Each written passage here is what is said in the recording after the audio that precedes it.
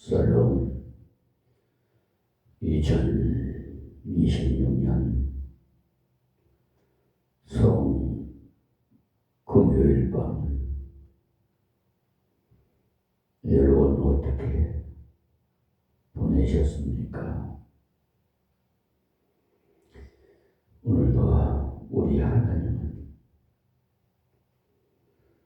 새날을 허락해 주셔서 이 새벽에 이 말의 종을 이 자리에 세워 변함없이 하나님의 말씀 요한복음 강해서 불교를 진행하게 하십니다. 이 귀한 복된 시간이 되기를 바라면서 침울한 심정이지만은 우리 새로운 기쁨을 누리는 시간이 되기를 바라면서 요한복음 16장 16절에서 24절의 말씀을 봉독해드리고 한 절 한 절 감론해드리겠습니다. 조금 있으면 너희가 나를 보지 못하겠고 또 조금 있으면 나를 보리라 하실 때 제자 중에서 서로 말하되 우리에게 말씀하신 바 조금 있으면 나를 보지 못하겠고 또 조금 있으면 나를 보리라 하시며 또 내가 아버지께로 감이라 하신 것이 무슨 말씀이뇨 하고 또 말하되 조금 있으면 이라 한 말씀이 무슨 말씀이뇨 무엇을 말씀하시는지 알지 못하노라 하거늘 예수께서 그 묻고자 함을 아시고 가라사대 내 말이 조금 있으면 나를 보지 못하겠고 또 조금 있으면 나를 보리라 하므로 서로 문의하느냐. 내가 진실로 진실로 너희에게 이르노니 너희는 곡하고 애통하겠으나 세상은 기뻐하리라. 너희는 근심하겠으나 너희 근심이 도리어 기쁨이 되리라. 여자가 해산하게 되면 그때가 이르렀으므로 근심하나 아이를 낳으면 세상에 사람 난 기쁨을 인하여 그 고통을 다시 기억지 아니하느니라. 지금은 너희가 근심하나 내가 다시 너희를 보리니 너희 마음이 기쁠 것이요 너희 기쁨을 빼앗을 자가 없느니라.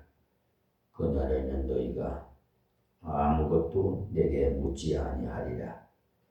내가 진실로 진실로 너희에게 이르노니 너희가 무엇이든지 아버지께 구하는 것을 내 이름으로 주시리라. 지금까지는 너희가 내 이름으로 아무것도 구하지 아니하였으나 구하라 그리하면 받으리니 너희 기쁨이 충만하리라. 아멘. 강의 설교를 해나가는데 어쩌면 이렇게 적시 적대 적시에 이렇게 적응할 수 있는 말씀을 맞춰주시는지 참 저는 깜짝 놀래요. 제 임의대로 하는 거 아니에요. 그러니까 이게 모든 것이 하나님이 섭리 가운데 예정론에 의해서 이루어지고 있다는 사실을 아셔야 됩니다. 예수님께서 십자가에 못 박히는 시간이 정확하게 따져서 9시간 정도 남았을 시간이 이 요한복음 16장을 선포하셨어요. 십자가의 죽음이 가장 가까운 시간에 다락방에서 마지막 강화하지 않았겠나 이렇게 생각되어집니다. 제자들이 계속 침울할 있을 때 예수님이 떠나심으로 보혜사 성령이 오심으로 육체로 주님이 함께 하시는 것보다 영으로 함께 하시는 것이 훨씬 더 낫다는 말씀을 해주셨어요. 그 성령이 오시면 내 믿는 자들에게는 심판으로 임하여 그들이 회개하여 믿도록 하고 믿는 자들에게는 진리의 말씀으로 인도해 주셔서 우리가 항상 헤매지 않고 바르게 앞으로 걸어갈 수 있게 하신다는 것을 15절까지 해서 배운 내용입니다. 이어서 나오는 말씀이 조금 있으면 이라는 말씀은 몇 번이나 강조를 했습니다. 16절 본문입니다. 조금 있으면 너희가 나를 보지 못하겠고 또 조금 있으면 나를 보리라 하신데, 여기 조금 있으면 보지 못하겠구라는 말씀은 십자가에 못 박히고 무덤에 들어가시기 때문에 보지 못한다는 겁니다. 그런데 3일 후에 예수님이 부활하신 후에 제자들에게 나타나셔서 너희들에게 평안이 있을지어다 하시고 주님의 못자국을 보이시고 제자들과 대화를 하셨는데, 그것을 가리켜서 조금 있으면 나를 보리라 하신 것입니다. 여기서는 인간은 조금 후에 그것도 모른다는 것을 말해주고 있어요. 제자들이 조금 후에 일을 모르니까 불안해하고, 어떤 분은 말씀하시기를 우리는 내일 일을 모르고 조금 후의 일도 모르기 때문에 두 가지 현상이 일어나는데, 어떤 사람은 아무 일도 없는 것처럼 멋대로 살아가고, 정반대로 어떤 사람은 계속 불안해하면서 살아가고 있다고 했어요. 우리는 이렇게 해야 되겠습니까? 아무것도 모르니까 멋대로 사는 사람이 되어야 되겠습니까? 아니면 조금 후에 일도 모르니까 어떻게 해야 할까 걱정하며 살아가야 되겠습니까? 성령은 우리에게 내일 일을 자랑하지도 말고 내일 일을 염려하지도 말라고 했습니다. 내일은 자랑할 것도 아니고 염려할 것도 아니라는 거예요. 내일 일은 하나님께 다 맡기고 오늘 진실하게 걸어가라고 하셨어요. 그러면 하나님께서 함께 하시는 증거를 계속 줄 것이라고 하셨습니다. 우리는 5분 후의 일도 몰라요. 그렇기 때문에 교통사고 나는 길로 갔지 않겠습니까? 조금 있으면 예수님을 보지 못하고, 조금 있으면 십자가가 있고, 또 조금 있으면 예수님의 승리인 부활이 있어요. 인간이 알지 못하는 사이에 고난도 부딪히고 놀라운 영광도 기다리고 있어요. 그러므로 그것을 주님이 주시는 시각으로 바르게 바라보자는 겁니다.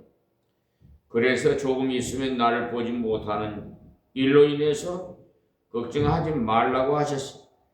제자들이 조금 후에 있을 일로 근심하지만 예수님이 십자가에 못 박히시면 우리의 문제를 한꺼번에 해결하시는 파격적인 은혜를 주실 계기인 것입니다. 지금도 여러분이 어떤 사망의 음침한 골짜기를 지나가십니까?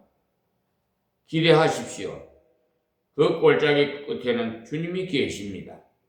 그 골짜기를 통해서 주님께 더 가까이 갈 수 있도록 기도하며 하나님의 말씀을 더 깊이 상고할 수 있는 기회를 준 겁니다. 그리고 좋은 일이 올 것 같습니까? 너무 날뛰지 마세요. 어떻게 바뀔지 모르도 아무도 몰라요. 하나님께 맡기고 하나님께서 주시는 현재의 모든 처지에서 하나님께 순종하겠다는 자세로 걸어가십시오. 17절 말씀입니다. 제자 중에서 서로 말하되 우리에게 말씀하신 바 조금 있으면 나를 보지 못하겠고 또 조금 있으면 나를 보리라 하시며 또 내가 아버지께로 감이라 하신 것이 무슨 말씀이뇨 하고 그러니까 제자들이 굉장히 불안했다는 거죠. 보지도 못하겠다고 하시다가 조금 있으면 보겠다고 하시니까 종잡을 수가 없다는 겁니다.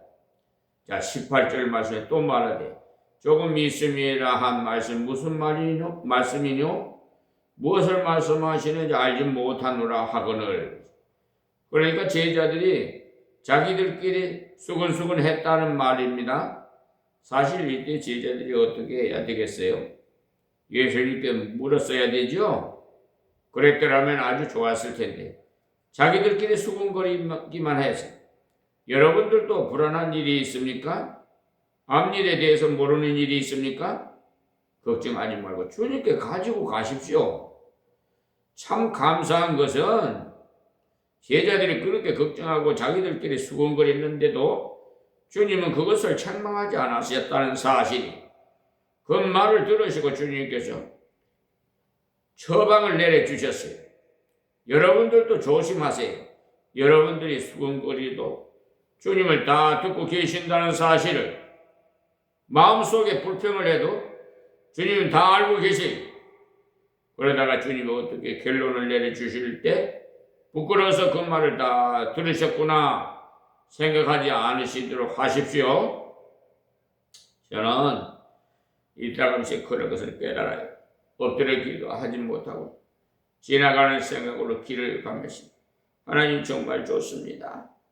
오늘같이 이렇게 좋은 날 진짜 좋은 일이 생겼으면 좋겠습니다 라고 했는데 진짜 좋은 일이 생겼어요.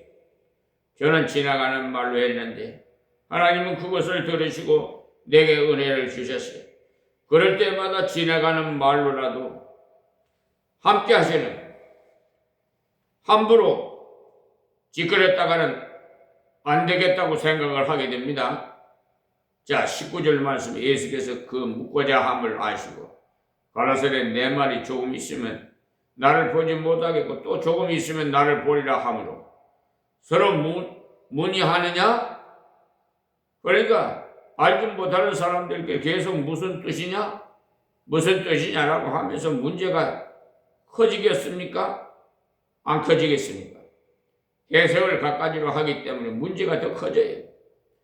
우리가 사람에게 앞날을 물으러 다니는 것은 다 어리석은 짓거리예요. 무당한테 가서, 점쟁이한테 가서 물어봐.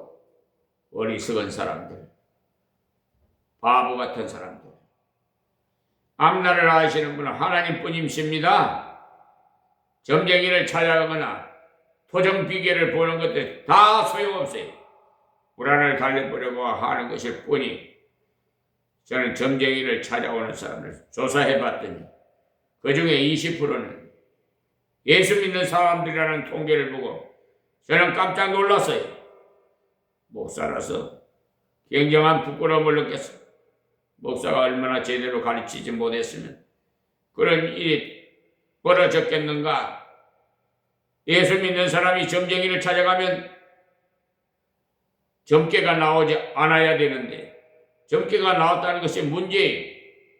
제가 전에 한번 이야기를 한 일이 있는데 신학교 다닐 때 어떤 교수님 말씀하기, 그 교수님이 고등학교 2학년 때 친구가 점을 보러 가자고 하더랍니다.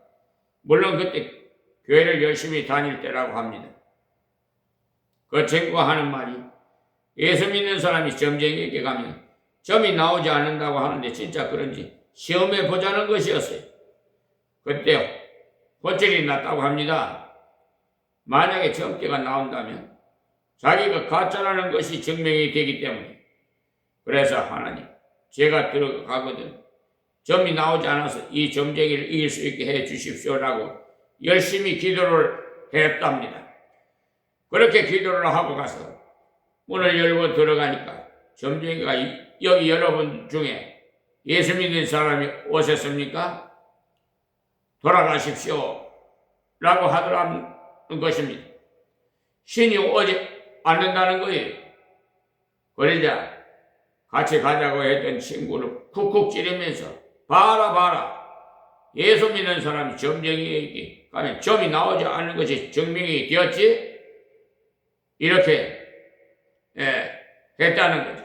그때부터 그 교수님은 하나님이 자신을 사랑하시며 성령님이 내 속에 계신다는 것을 확신하게 되었어. 점쟁이에게 신이 어디 아는 걸 보니 틀림없이 자신을 중생한 사람이구나 하는 것을 깨닫고 찬양했다고 합니다. 그것이 오히려 예수 그리스도를 확신하는 좋은 계기가 되었다고 했습니다. 내일 일은 하나님만 아시고 점쟁이가 몰라요, 여러분. 점쟁이가 알 것 같으면 자기가 알아서 부자가 되고 팔자를 다 고쳐버렸을 것이지 뭐하려고 째째하게 하고 앉아있겠어요. 여러분, 그것이 틀림없는 가짜라는 것을 알아야 돼요.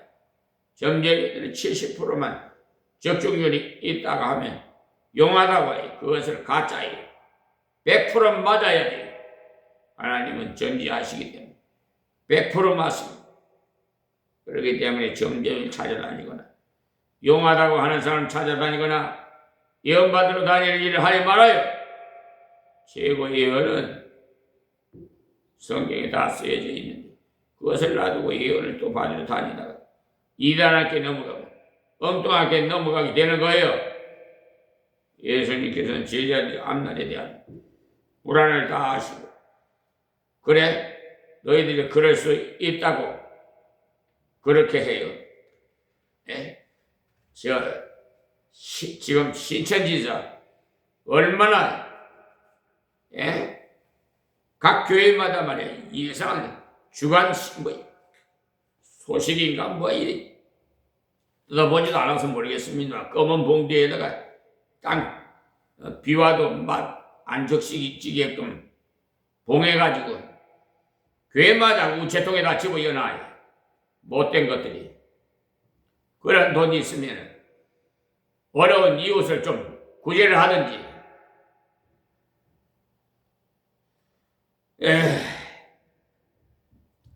그러니까 제대로 성경 지식이 없는 사람들은 그런데 혹 넘어가 버려요. 그러니까 20절 말씀 내가 진실로 너에게 이르노니 너희는 곡하고 애통하겠으나 세상은 기뻐하려 너희는 근심하겠으나 너희 근심이 도리어 기쁨이 되리라. 중요한 이야기를 할 때는 진실로를 2번 쓴다고 했어요. 헬라어 원어로 아멘 아멘이라는 뜻입니다. 진실로가 아멘 아멘이라는 뜻입니다. 너희는 곡하고 애통하겠으나 세상은 기뻐하리라. 그러니까 예수님을 십자가에 못 박아놓고 예수님을 무덤 속에 묻어놓고 와 이제는 저 인간을 처리했다 이렇게 할 것이라는 말이 예수님께서 그들에게 독사의 자식들하라고 책망했잖아요. 여러분들 생각에 바리새인과 서기관들 아주 못된 인간으로 생각되어지지만 그들은 그 당시 아주 거룩하고 경건한 사람들이었어요. 구제도 잘하고 11조도 잘 바치고 기도할 때도 멋있게 손을 들어서 기도하고 그냥 보면 1등 교인 같아요. 그런데 예수님께 독사의 자식들아 회개하라. 자기를 인정해 주지 않은 것 때문에 예수님을 아주 미워했어요. 그런 예수님을 십자가에 못 박고 무덤에 넣었으니 얼마나 기쁘겠어요. 서로에게 선물을 주고 야단났을 것입니다. 알터니가 빠졌다고 생각했을 겁니다. 예수님이 십자가에 못 박히시고 무덤에 들어갔을 때 제자들은 우리가 3년 동안 그렇게 위대한 분으로 알고 따라다니는데 병든 자를 고치시고 죽은 자에게 나오라 하니까 나오고 무리로 걸어가셨습니다. 정말 전능하셨는데 왜 그분이 죽었나? 우리가 잘못 봤나? 하면서 정말 애통했어요. 왜 애통했느냐? 딱 한 가지 주님 말씀을 믿지 않았기 때문에 주님께서 내가 죽었다가 3일 만에 살아난다고 몇 번이나 리바이브를 했어요.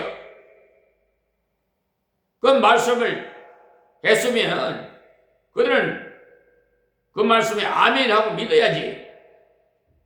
예수님이 십자가에 못 박이시고 무덤에 들어가시는데 그 말씀을 믿기만 했다면 주님 말씀하신 대로 십자가에 못 박혀 돌아가셨다. 이제 3일 후에 부활하신다. 우리는 그날 아침에 주님을 맞이하리라 하고는 프랭카드를 크게 써서 들고 무덤가에 가서 3일 동안 써서 기다렸을 겁니다. 그런데 모두가 도망을 가서 문을 꼭꼭 잠그고 떨었어요. 겁쟁이들 같이. 예? 주님은요 분명히 죽으신다고 했기 때문에 죽으셔야 했어요. 우리 죄를 다 사하시기 위해서 죽으셔야 했기 때문에 오히려 감사하고 찬양하면서 3일 만에 살아나실 것을 믿음으로 기다려야 했습니다. 그랬더라면 그 사실을 사람들에게 증거했어야 정상이죠.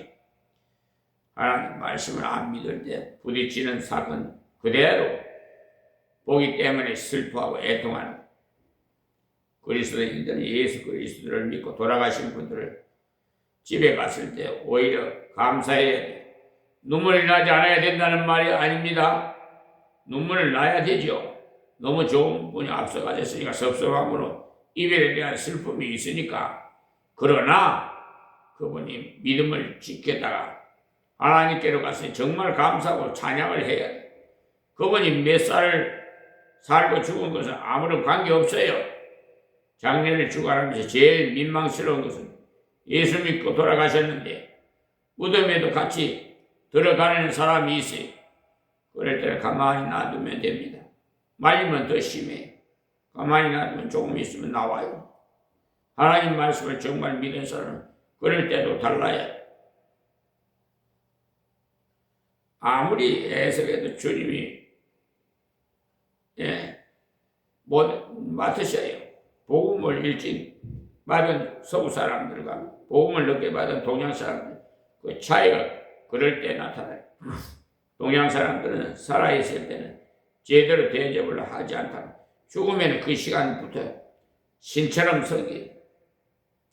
그래서 발을 하나 옮기는 것까지 조심하고 한번 옮기는 것조차도 굉장히 겁을 내고 알고 보면 그분을 위해서 그런 것이 아니고 전부 자기를 위해서 그렇게 하는 거예요. 그러나 복음의 문화를 먼저 받아들인 기독교 문화권에서는 죽기 전에는 살려내려고 굉장히 애를 씁니다. 병원에 가고 약을 투여하고 산소를 공급하고 별의별 방법을 다 쓰지만 막상 돌아가시고 나면 정신을 차리고 자기 본연의 자리로 돌아갑니다. 그것은 조금 있으면 다시 보리라는 하나님이 주신 약속을 믿기 때문에 그런 문화권이 사람들을 믿지 않아도 그것을 담습니다. 너희는 근심하겠으나 너희 근심이 도리 기쁨이 되리라. 만약에 이분들이 믿음을 가지고 있었으면 계속 기쁨을 누렸을 거예요. 그러나 믿음이 왔다 갔다 하니까 근심하다 기쁨이 됩니다. 저는 계속 기쁨을 되기를 원합니다. 하나님의 약속의 말씀을 액면 그대로 믿어버리면 그대로 될 건데 안 믿고 있다가 부활하고 나니까 놀라서 기뻐했어. 우리는 하나님 말씀을 액면 그대로 믿어야 돼요. 성경은 그랬지만 어떻게 그대로 되겠나? 그런 식으로 믿으니까 항상 기쁘다고 슬프다고 이렇게 오락가락 하는 거예요. 그러면서 예수님께서 예를 들어서 말씀을 하셨는데 21절에 여자가 해산하게 되는 그때가 이르렀으므로 근심하나 아이를 낳음에 세상에 사람 난 기쁨을 인하여 그 고통을 다시 기억지 아니하느니라. 특히 여성분들이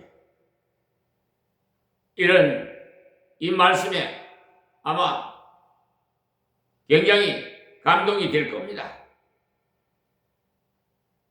10개월 동안 아기 몸속에 있다가 그 해산할 때 얼마나 고통스러워요? 우리 여양사님도 지금 며느리가 이렇게 지금 이제 손주가 될는지 손녀가 될는지 모르겠지만 아기를 낳을 해산할 때가 돼가지고 뭐 병원에 뭐 입원하러 간다고 그랬어. 가서 좀 간병하고 도와야 된다고 그랬어. 갔다 오라고 오시라고 갔습니다. 그런데 참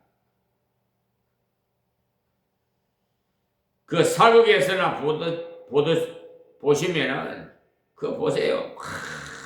그 옛날에는 그냥 막 입을 그냥 틀어막고 막 그 무슨 끈을 천장에다 달아놓고 그냥 막 잡아당기고 막 힘을 쓰고 조금 조금만 하고 막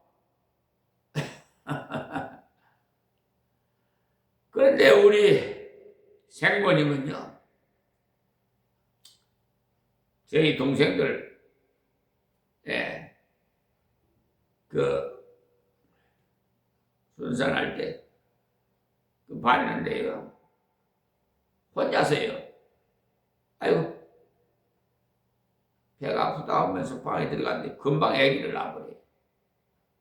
으양 소리가 나.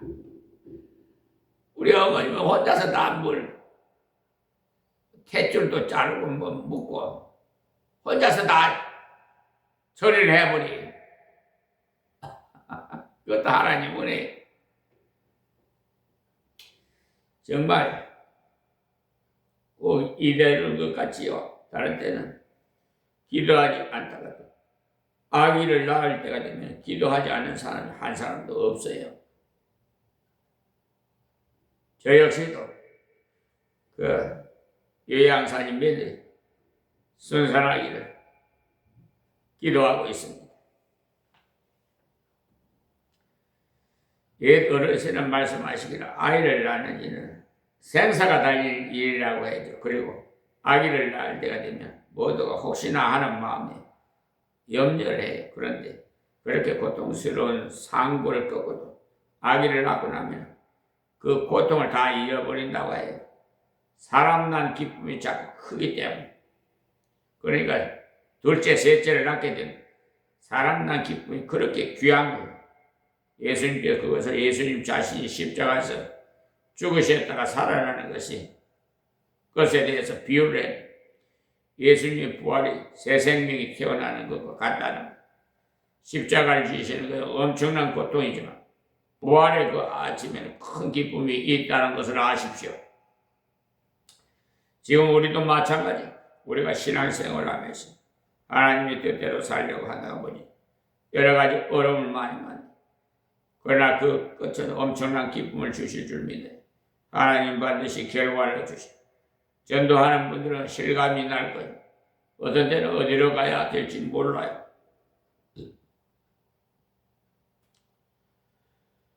제가 전에 대신자 전도 운동을 철저히 하려는 이유가 거기에 있었어요. 대신자를 잉태한 사람이요. 기도하면서 자기가 전도할 자신이 없기 때문에 신고만 하면 돼요. 우리 이렇게 전도하시는 분을 갖다가 이제 전도대원이라고 하는데 내가 이 사람을 위해서 기도하고 있으니까 몇 호에 사시는데 전도해 주십시오라고 하면 전도대원들은 춤을 춰요. 왜냐하면 갈 데가 없어서 고민 중에 있기 때문에. 아파트는 문을 열기가 굉장히 힘이 들죠. 요즘은 다 뭐 빌라고 뭐고 우리 주위에 거기 원창 빌라라고도 있는데 다 여러분 아파트고 요즘은 들어가기가 힘들어요. 다 자물쇠를 잠가 놔가지고요. 비밀번호를 뭐 이래갖고 아파트 거주자만 그 비밀번호를 누르면 들어가지. 다른 외부 사람들은 들어가기 힘들어요. 특히 요즘 아파트는 경비 또 시스템이 너무 잘 돼가지고 접근하기가 참으로 어려워요. 그러니까 자기 아파트에는요, 사시는 분 중에 태신자를 많이 정하십시오. 그리고 두세 달 기도하시고 그 정도 되면 하나님께서 그 마음을 많이 놓으신 상태가 돼요. 그럴 때 전도대원들에게 연락을 나가서 전도하는 해산의 고통에 따라 나가서 알아요. 그러니까 우리 전도하신 분들은 위해서 아기를 낳을 분들을 위해서 기도해 주시는 것처럼 기도를 많이 해줘야 돼. 하나님께서 은혜를 주시지 않으면 감당할 수가 없기 때문에 그렇게 전도를 해도 전도가 되지 않다가 한 영혼 전도가 됐다고 하면 그렇게 감격스러울 수가 없죠. 예수님께서 십자가에서 못 박으신 무덤에 들어가실 때도 그와 같은 원리에서 생명의 은혜를 주기 위해서 그런 십자가를 지서 제자들은 그 슬픔과 기쁨을 같이 맛보았어. 자, 22절에요. 지금은 너희가 근심하나 내가 다시 너희를 보리니 너희 마음이 기쁠 것이요 너희 기쁨을 빼앗을 자가 없느니라. 이 말씀은요, 지금은 근심한다는 것은 주님의 말씀이 실감 있게 믿어지지 않기 때문에 떠난다 죽는다는 말이 기쁨이 될 수가 없지요. 그 다음 말씀이 다시 보리라 다시 살아나리라는 말씀을 그대로 믿어버리면 기쁨을 지속할 수가 있을 건데 그렇게 하지 못하는 것이 인간이에요. 다시 너희를 보리니, 그러니까 예수님이 부활하시고 승천하시고 난다 성령을 부어주셔. 너희 마음이 기쁠 것이요 너희 기쁨을 빼앗을 자가 없느니라. 빼앗을 수 없습니까? 주님은 다시 죽지 않기 때문에. 주님이 살아나셨다고 다시 죽는다면 슬프겠지만 주님은 지금도 영원히 살아계시면서 승천하셔서 하나님 우편에 계시면서 우리의 기도를 지금도 들으시기 때문에 여러분이 예수 믿는 순간부터 주님 앞에 가는 날까지 주님은 성령으로 여러분과 같이 계시는 줄 믿으시기 바랍니다. 아멘입니까? 틀림없는 사실, 다 세상 끝날까지 내가 너희와 항상 같이 하리라 약속하였어. 주님이 나와 같이 늘 계신다는 것을 자각하는 사람, 기쁨이 계속됩니다. 모든 문제의 해결자가 나와 같이 있다면 무슨 걱정이 있어? 걱정할 필요 없어. 이야기만 하면 돼.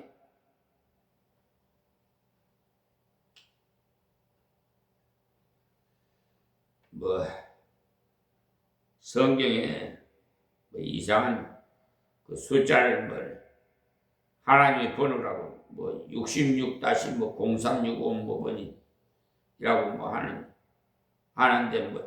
하여튼 그 66권을 갖다가 가리키는 것이고 0365는 하나님께서 이 세상이 어렵지만 하나님께서 같이 해주신다는 약속들이 가다가 문제가 있으면 나에게 연락을 해라. 내가 너를 돌보리라고 하신다는 거예요. 그래서 걱정하지 말라, 근심하지 말라 말씀 신구약에 365번이나 기록해 두셨거든요. 이 기쁨을 세상이 빼앗을 수 없어. 주님이 지금도 살아계시고 영원히 살아계시기 때문에 저는 그 주님을 모시는 그 순간부터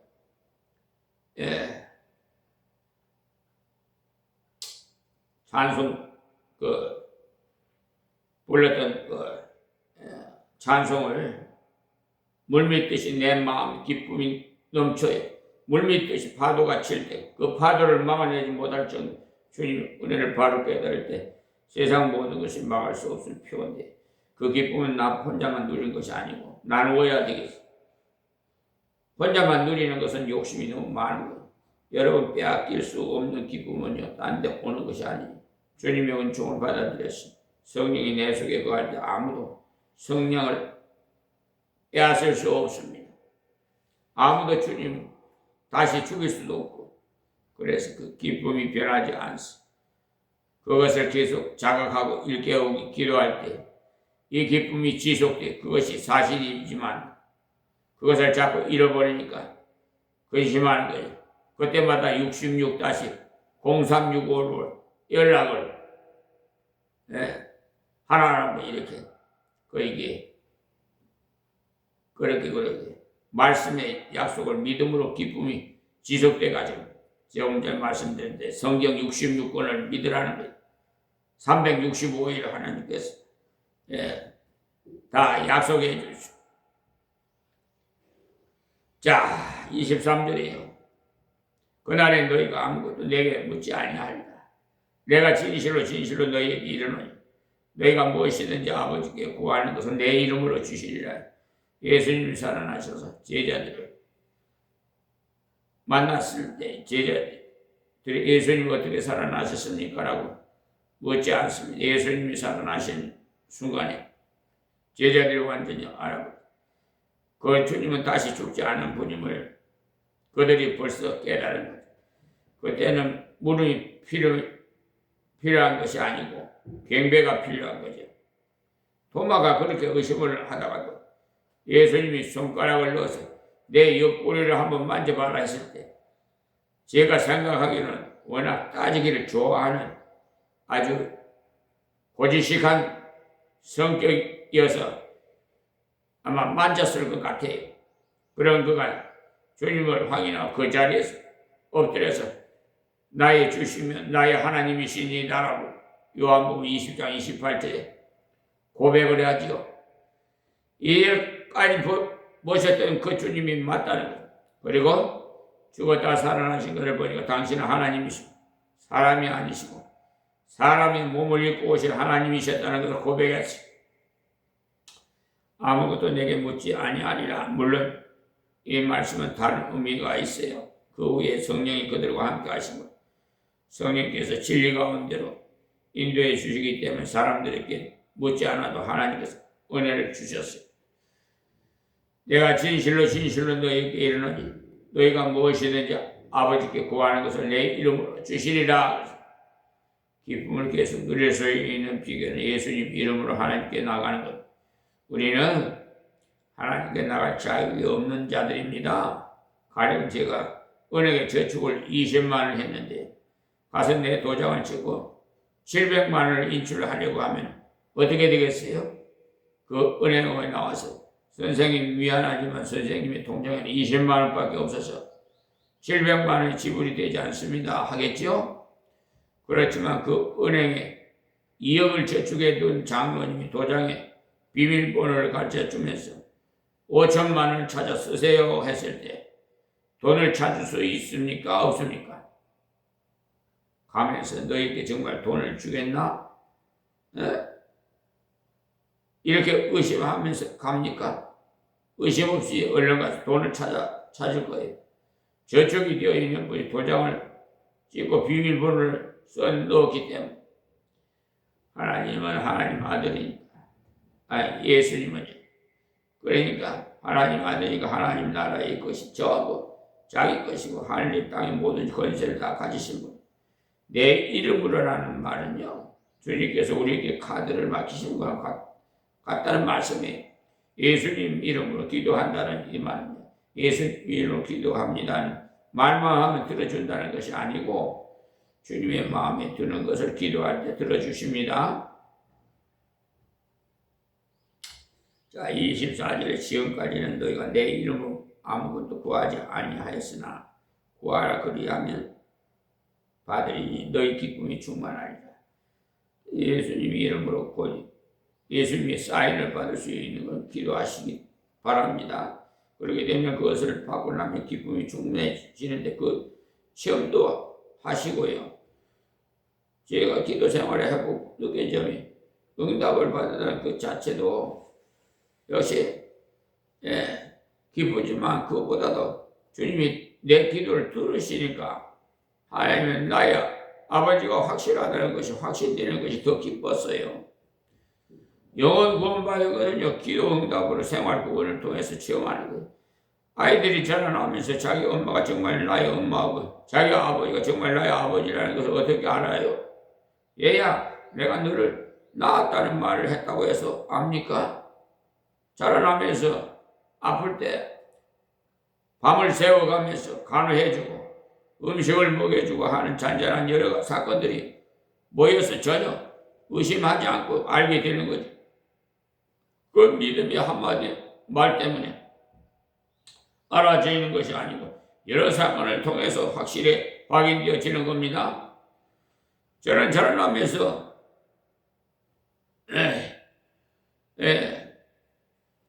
그런 걸 다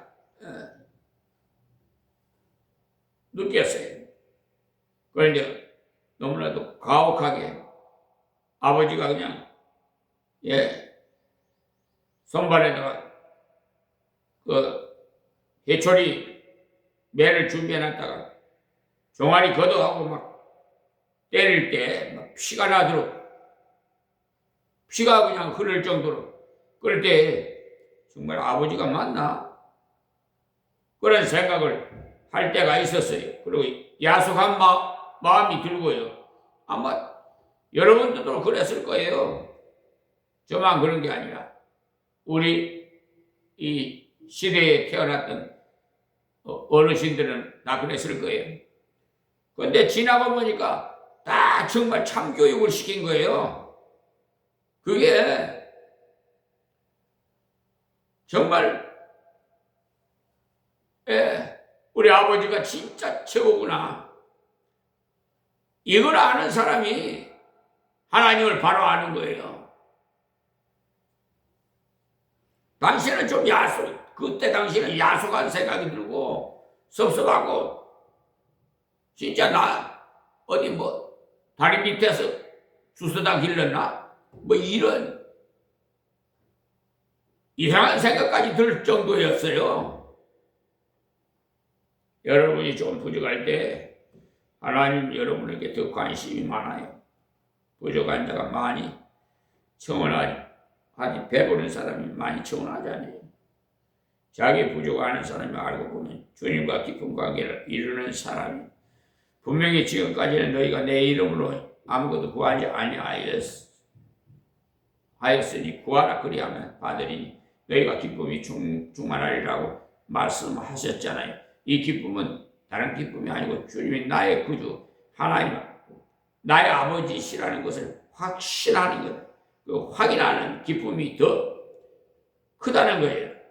그래서 오늘 이 새벽의 말씀 기억하시고 우리 함께 이 시간 기도하시고 내일 일을 염려하지 마시고 조금 있으면 주님은 돌보십니다. 우리가 볼 때는 우리에게 주어진 어려움이 너무 큰 것 같고 깊은 골짜기를 걸어가는 것 같지만 주님은 조금 있으면 문제를 해결해 주시고 주님께 이 시간 문제를 내놓고 기도하시기 바라요. 그리고 예수 이름으로 구하면 해결 안 되는 문제가 없으니까 이 시간 예수님이 사인할 수 있는 문제를 믿음을 가지고 기도하시기 바랍니다. 하나님 고맙고 감사합니다. 2026년 사순절기 이 고난주간 성금요일 밤을 지난 이 새벽에 또한 이 말씀으로 적시에 이 말씀을 주신 하나님 은혜 참으로 감사하고 고맙습니다. 이 유튜브 방송을 시청하는 모든 분들과 우리 사랑하는 성도들 다 하나님 귀 있는 자는 다 듣고 하나님 앞에 감사하며 찬양하며 영광 돌릴 수 있는 하나님이 내 아버지라는 것을 확인하는 시험이 있기를 하나님이여 저들에게 역사해 주시옵소서. 예수님의 이름으로 기도합니다. 아멘.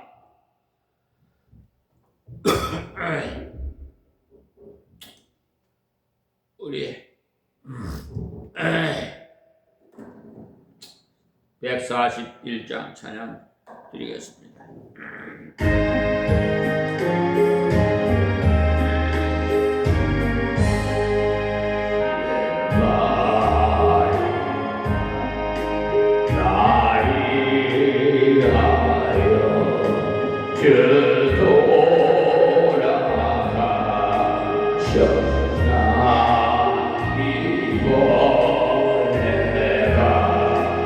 그날 위해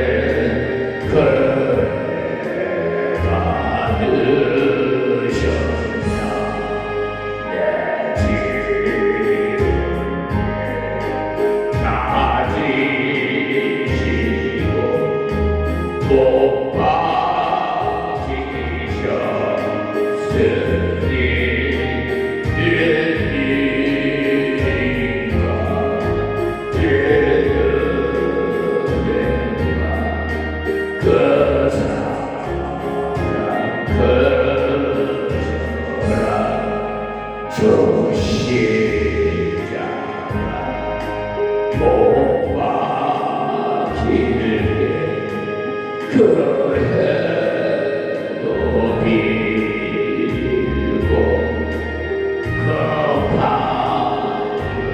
비가 오리어서 가리워서 강하게 되었네 나 십자가 대할 때에 그리고 나와 내 얼굴 가리고 들고 눈물 흘리고나 너를